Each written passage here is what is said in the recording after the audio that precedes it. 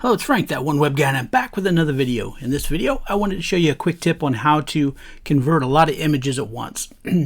Now, I've showed you in a previous video how to generate a coloring book with AI, or maybe you've illustrated them or whatever, and you have a lot of images that you need to modify.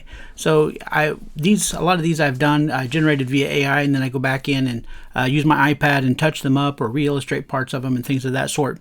But as you can see, here in this case, I've got a new folder here. I've got I think about 40 items here that all look very similar. They're all doing different things. They get a different number at the bottom here, but I want to convert them quickly.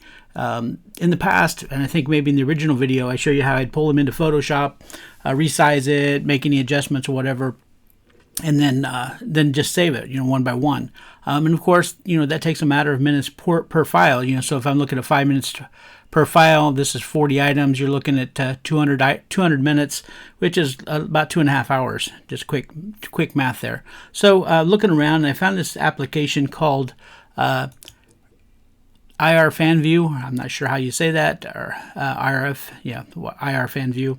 Is the site. irfanview.com is the site. I downloaded the 64-bit version. It looks similar to this when you open it up. So I'm going to show you real quick here. I just went in and I go to File, and they have this option here called Batch Conversion Rename. So what I want to do here is I pull this up, and I'm going to say you can either have Batch Conversion or Batch Conversion Rename result files. I'm going to say that I want it to be a JPEG when I export it. If I want advanced files, I have set the page to 8.5 by 11, preserve aspect ratio, and things of that sort. Now, canvas size, I said that I wanted it to be, leave it to the size that I said over here, this 8.5 by 11. It changed it. I need to change something there real quick, but I'll do this here first. So set border dimensions. So I want a 1/2 inch border, and I have it at 150 dpi or dots per inch. So that would in the 150 dpi, a 1/2 inch would be 75 pixels. So I put, notice it says pixels here in the settings. So I set it to 75 pixels all the way around. I click OK. You can save these values as well. I'm going to go ahead and set this back to 8.5. 8.5 by 11, and then I'm going to click OK here. I'm going to make sure the naming pattern I'm going to use, I have 2 hashtags here because I want it to be 01 page, like 01, 02, 03. I only have 40 pages, but if I had 100 pages, I just add another hash mark there. So I'm going to leave that there. I need to find where my folder is.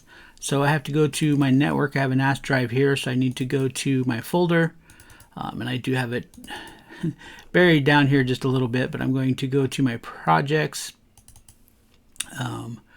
coloring books, and this one is called, what did I call this one? It's not the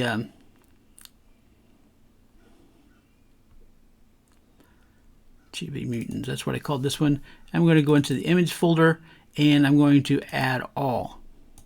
So I'm going to bump this up a little bit. I added all of them here. So once I have them all added, I can come over here and click Start Batch. And if everything goes well, you see that it's running through all 40 of them. I come back over here to this folder that we have here. I'm going to go to my pages, and it says the folder is empty. So I bet you I just dumped this. I didn't check that path. So it did put it into my previous ones. Exit batch.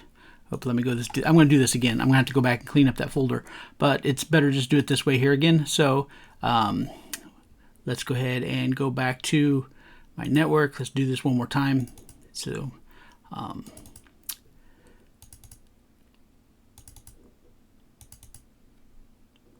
we're going to go public. These kind of things happen to everybody, I imagine, and it's good just to see this process again. So I'm going to go to coloring books. I'm going to go to the Chiba Mutants, and I'm going to select on images, and I'm going to add all. I want to browse to the different paths. So instead of going to garden gnomes, I need to go up to this one here and go pages, click OK. And now we're going to start batch again, and everything should be going as planned.